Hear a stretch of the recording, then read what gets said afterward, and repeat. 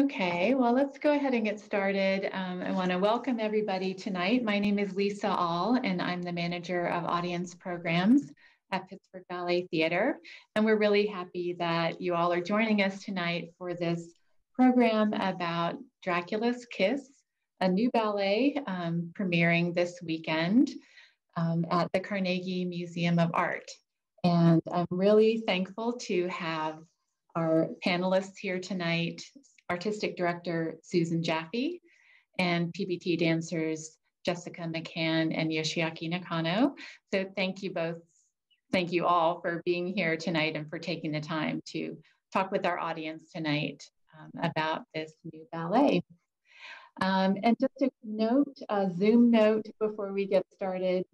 So we're unfortunately not going to be able to see our audience tonight or hear you all. So if you have any questions, we'd love to hear them. So please put them in the chat, which you'll see everybody probably has done Zoom before, but if not, the chat is at the bottom of the screen on your navigation bar. There's a little conversation bubble. You can just click on that and put your questions in there, and we'll get to those toward the end of the program. And we expect the program to run 20, 25, 30 minutes, something like that. So what we'd like to do tonight is kind of give the audience a preview of what they're going to see on Saturday if they're coming to the ballet, or to just have an idea of what the ballet is all about and to kind of understand how a ballet comes together. So Susan, I thought we might start with you. And Susan is the creator of the ballet, the choreographer. And just want to talk first maybe about how this collaboration came about, kind of the location of the ballet. How did we end up at the Carnegie Museum of Art? Well, we were looking for a location. I originally had seen something in Seattle or read something in Seattle where dancers were dancing on their porches during COVID-19. And I thought that would be a really kind of amazing idea to tell the story of Dracula through the various porches. But then, you know, it is a little bit odd for people to know where dancers live. So decided that probably wasn't the best idea. And so was looking for various, in fact, mostly outdoor locations. And through quite a few locations I was looking into, and through our executive director, Harris Ferris, we got a connection, or he already had a connection with Carnegie Museum. And so I had a conversation with them, and our production manager, director of production, Curtis Dunn, and I went to the Carnegie to meet the people there and to look at the various locations and in the museum and decide where we could actually do this. And so after that, and a couple of conversations with them, it ended up being the location that was just perfect for us. So that's where the location got started. And what will that look like? Where are we going to be in the museum, and how will people actually be viewing the stage or where the performance will take place? Well, let me just say that the performance was originally going to be 25 minutes long. And I had a sort of a whole scenario all the way through it. But at one point, our director of production found that we still were at 25 people per event, which includes stage crew, performers, and anybody else, sound, lighting. And so I thought, well, we can't really have people, you know, we could have a beautiful cast, but we will have nobody watching us. So I had to cut the cast way down, and I tried to cut it down as much as possible and be able to tell a nice chunk of the story. Certainly not all of Bram Stoker's novel, but enough that you would get an idea of Dracula. And so, in the Hall of Sculpture is where I finally decided where we should do it. And I loved it because it has a beautiful skylight, which is very nice. And then there's a balcony upstairs. And that is actually where the audience will be viewing this performance. And so therefore, since they were on a different floor, they could be counted as 25 and we could be counted as a different, set of people. But we still kept the cast down to 5 people, just to make sure that, that we were following COVID safety protocol, et cetera. So we have 5 people. We've got 3 vampiresses from the story of Dracula, where they are sort of the brides of Dracula and initially try to bite, for I guess not, there's no better use of the word, to Jonathan Harker, who was the lawyer that gets sent to Dracula's castle because Dracula was going to purchase a lot of real estate in England, in London. And so they tried to seduce Jonathan Harker, who's the lawyer. So I tried to put those vampiresses in the story of Dracula and also have them be sort of very seductive around Lucy, who is actually Jonathan Harker's fiance's best friend, who's this beauty, and she gets, 5 men offering their hand in marriage to her, etc. And so Lucy is that person in this Dracula. So we have 3 vampire ladies, we have Dracula, and we have Lucy in this beautiful setting with everybody in the balcony. So I did try to do, and the dancers can tell you, try to do a lot of things looking up so that the audience could feel and get a sense of Dracula. And also just I think this is really interesting for audience members, is that dance was originally viewed in an arena kind of situation. And so, because the patterns were very interesting and all of that. And so I also kept that in mind when I was choreographing the pas de deux. And I tried to use every diagonal, circle, every part of the stage. So, and the dancers will tell you about that pas de deux and how rigorous it is just a little bit later. But so I really, so keeping how ballet was initially viewed in mind, I tried to take as much of the stage as possible. That's really, yeah, there was a theater in the round sort of situation early on in ballet. And that's really interesting that you kind of brought that back to the museum. Jessica and Yoshi, so talk a little bit about that pas de deux. Or walk us through the ballet. So what happens first, and then when do you all come in? And who are your characters? Who are you two? So I'll be doing Dracula. It's really cool because I used to do Prince roles, and always in my heart always wanted to do like the other side of role. So it's very, very fun to bring the evil side of me, and also he's very good at it, by the way, the evil side. And it's really fun dancing with Jess. It's not that much, that just try to remember, like, oh, we don't dance that much in the career, so this is like great opportunity to dance together.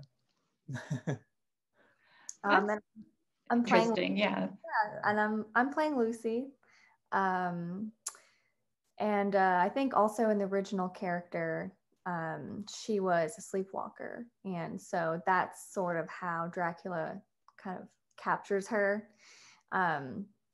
So in the beginning of the ballet, it's like the 3 vampiresses and Dracula, and then I'm sort of brought in, like already running, sort of frantically trying to escape, and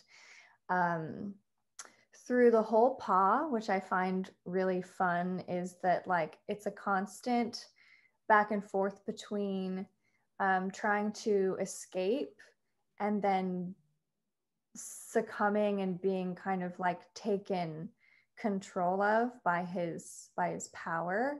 And so it's a really strenuous paw, but it's really, really fun and satisfying to perform.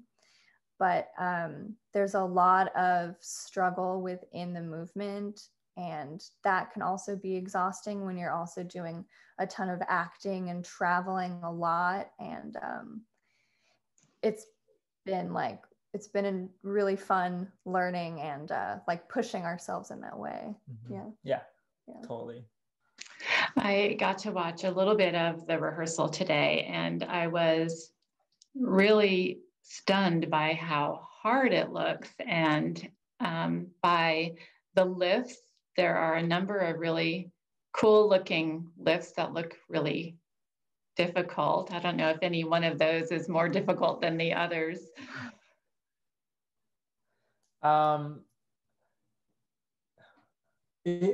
It's like it's very effective looking, that's for sure. You know, I know how to, you know, lift, but in dancing wise and stamina wise, like I can do it, like, you know, no problem. But during the ballet and during the pas de deux, it's very hard. It really gets to you. It gets because you're running and you're there's a lot of like push and pull and a lot of things that really depend on the other person. And if you don't get that weight just right, then like, you know, it could end badly. But that's also what's so exciting about it, is that it's you're almost always sort of on the edge, which I think is brilliant in the choreography, because that's exactly what that moment is for Lucy, you know. And the way that it ends, I love. It's just all really great. But I'm sure like lifting constantly and like running and lifting and running and lifting gets pretty tiring. Yeah. It's physically challenging.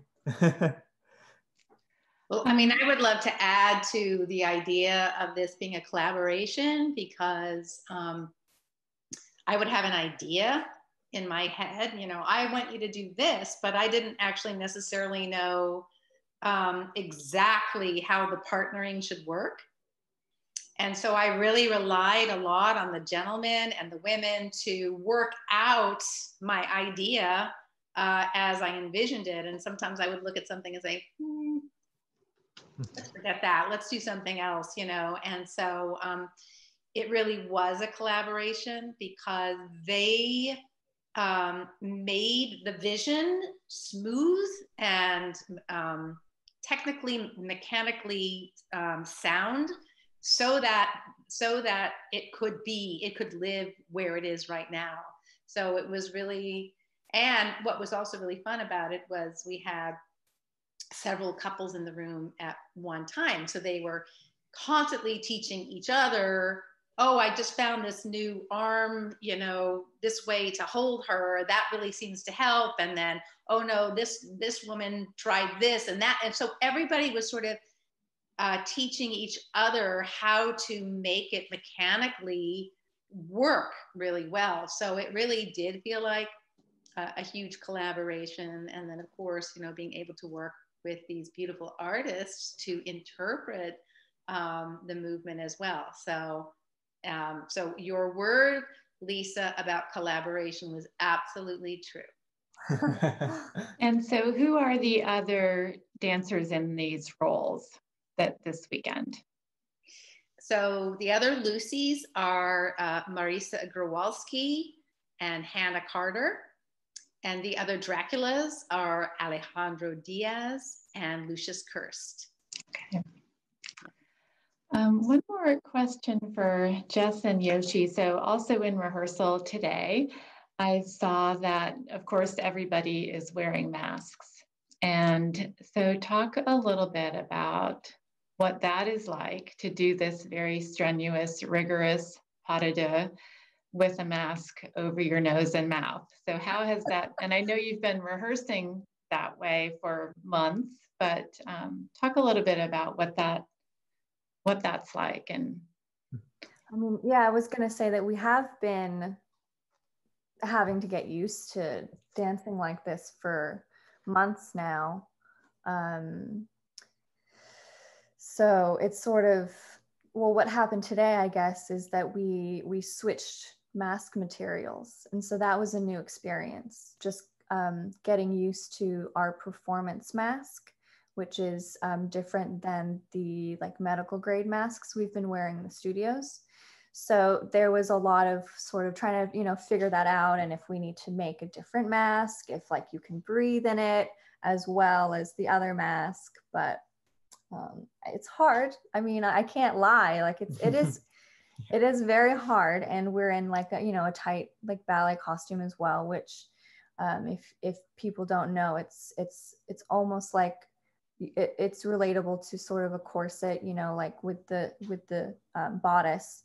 And so, and we have to take a lot of breath and stuff while we're running around and being lifted and thrown. And so it's definitely a new experience, but certainly not one that we can't overcome. It is a challenge though. mm-hmm. Yeah. They've been overcoming it beautifully, by the way.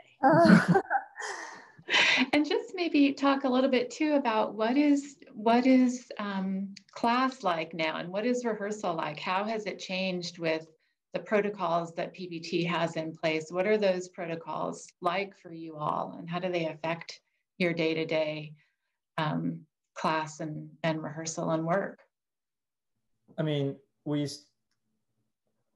now we got used to it, like doing this new normal, like virtual class and wear the mask at the studio. But you know, I mean, if we want to dance, that's what we have to do. That's like, you know, I have to, you know, admit that that's what it is, and you know, and it's moved forward. So it's not like I was against it at all. It's just like, you know, yeah, I want to dance, so I'll do whatever it takes, and you know, this is the safest way, then I'll do it. Yeah, we've split into cohorts within the company, and there's tons of safety protocols that are in place, which now at this point I feel like almost too comfortable with it. So I really need to check myself and be like, okay, sanitize this, sanitize that, sanitize everything that I've touched. You know what I mean?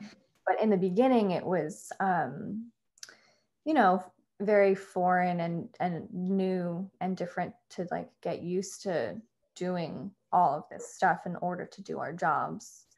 But I think that it's running really smoothly. You know, we cycle through in a really nice way. There's 3 groups, and there's always 2 in the studio and 1 at home. And I feel like everyone now is getting like a really good amount of time in the studio, which I just feel really thankful for, because I know that there are tons of companies out there right now in the States that aren't getting that at the moment. So just to have a safety regimen that's in place that's working so that we can continue to do our job, I'm really fortunate to have. Talk to them about what it's like to dance in a square in class all the time. Yeah, the combinations definitely, you can't go like across the floor anymore. It doesn't really happen. Yeah.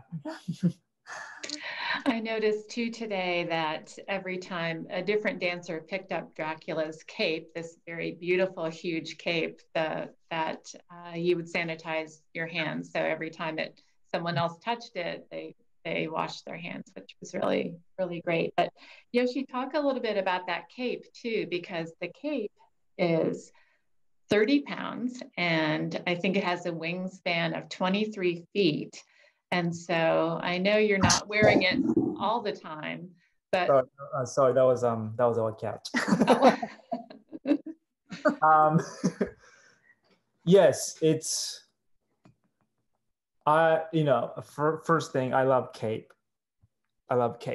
It's just so cool. And especially, yes, the Dracula cape is so big, and And so the end, you know, I'm happy, I'm full because I had blood, and and then I'm gonna run off with the cape. It's very dramatic. It's very dramatic, but it's really heavy and running with it. But you know, that's like so dramatic that like, you know, it just felt good. It feels good. It's the perfect ending. Yeah, like it is. satisfying to watch. To both of you, how do you make your character come alive when you have a mask on? So I know we're so used to seeing your very expressive faces, even from way back in the theater. How are you going to do the characterization now that you're wearing a mask? How does that work? It's like, yeah, the face expression is like half gone because the you know, the mask.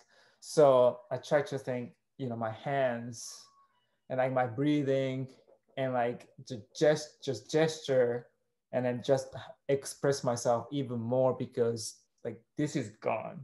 So like, you know, make sure like I'm gonna bite her, so like make sure I'm gonna do big motions instead of like, you know, open the mouth because people can't see and stuff like that. Like that, like I was learning from like wearing the mask.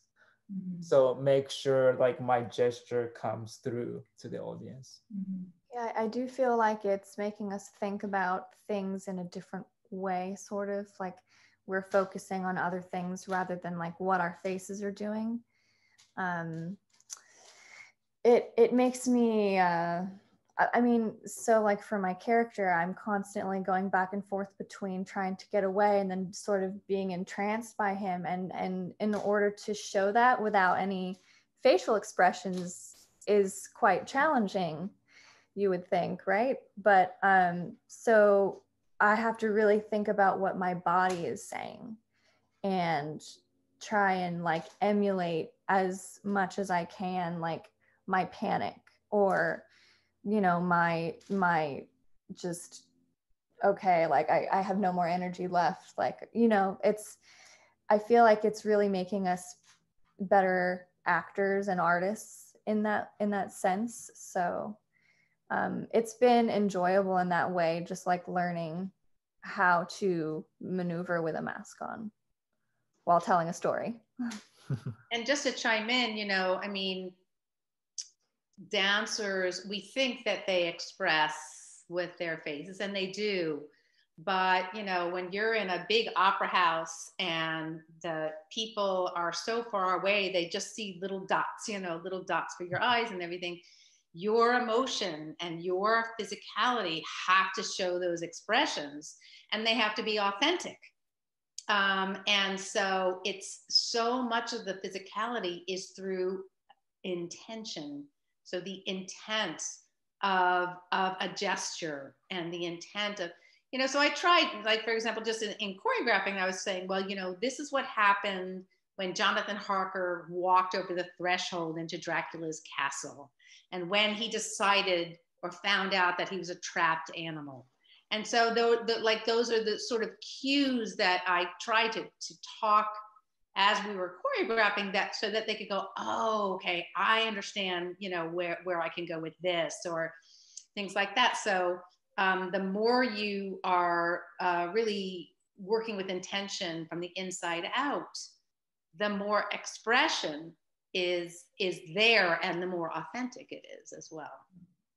Mm-hmm.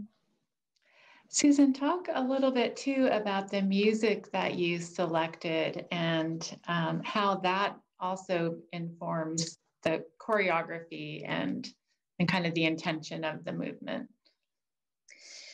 Well, this is by Franz Liszt, and he had a lot of Gothic-like scores, you know, and so I thought that would sort of reflect the movement. And so, for example, one of them is one of the pieces is the Dance of Death, and another piece is the Wrath of God. And so I just remember when I first listened to the Wrath of God, all I wanted to do was just pound my fist on the table. And And I thought, yeah, I totally understand why this is the wrath of God, you know. So for me, you know, my process was, if there is a novel, I will read it. You know, I read, I don't like horror movies.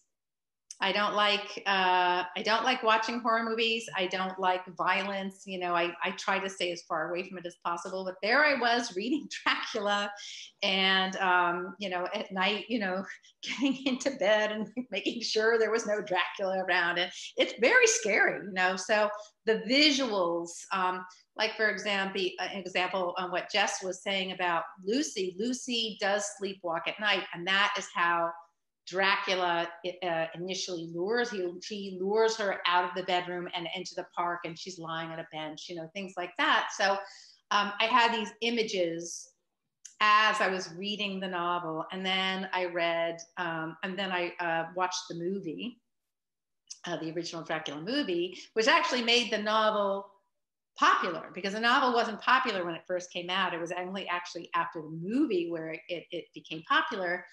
And I'll never forget the scene. And I was telling the dancers, Dracula, and he's very noble, and he's very educated and very charming. So I tried to actually also bring that into Dracula's character. And he really charms Jonathan Harker with his knowledge. And there's books everywhere, and there's maps, and he knows so much about the world, even from Genghis Khan time, which Jonathan Harker keeps saying, how does he speak as if he was just there, you know? So that shows you how old Dracula is. But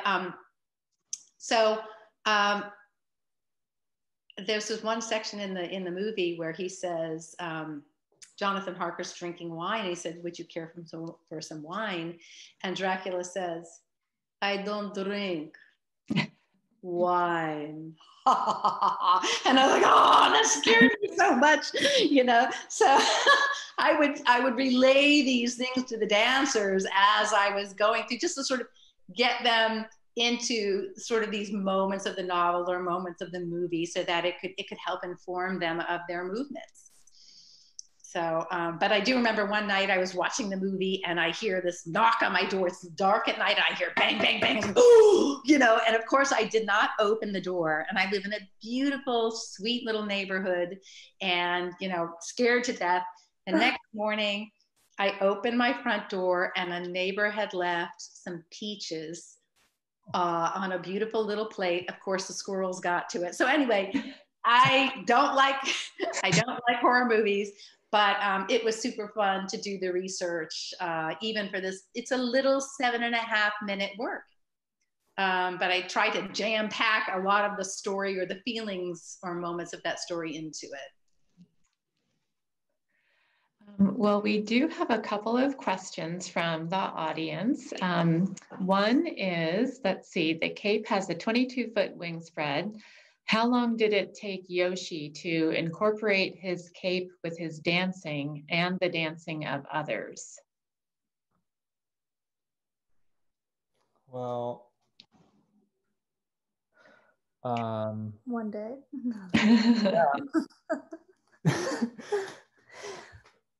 Yeah, one day, yes.